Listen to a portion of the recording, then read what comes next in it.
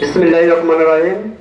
আজকে বড়দুশিয়া যে দুজন ব্যক্তিকে স্মরণ করে আমরা আজকে সভা আয়োজন করেছেন, আমরা সকলে তাকে চিনি এবং তাদের যে অবদান এই বড়দুশিয়া গ্রামের যে অবদান ছিল দলমত নির্বিশেষে আমরা সবাই জানি। এক হচ্ছেন আমার কাকা অধ্যাপক জয়ুল হক স্যার, আরেকজন হচ্ছে আমাদের দলের আমাদের অভিভাবক বামনপাড়া উপজেলার সাবেক সাধারণ সম্পাদক হুমায়ুন কবির খান। এই দুইজনকে ব্যক্তির জন্য আজকে যে সভা উপস্থিত করেছেন, সবাই আজকে সবার সভাপতিত্ব দায়িত্ব পালন করছেন জনাব দৌলতজামান ভূঁইয়া এবং উপস্থিত আছেন বড়দুশিয়ার গণ্যমান্য ব্যক্তিবর্গগণ। সকলকে সকলকে অসংখ্য ধন্যবাদ। আপনাদের অবদানে আজকে এই প্রোগ্রাম বাস্তবায়ন করা হচ্ছে। আসলে আমি তাদের অবদান কথা বলে শেষ করতে পারবো না।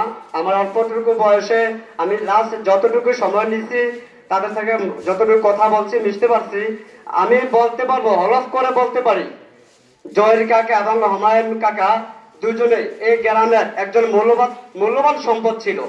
আমরা তাদেরকে হারাইনি, আমরা এই গ্রামের একটা মূল্যবান সম্পদগুলোকে হারিয়েছি। আমরা তাহার জন্য আত্মার মাগফিরাত কামনা করছি এবং আমরা অতীতে জানি যে রমজান মাসে নাকি মানুষের আযাব বন্ধ হয়ে যায়।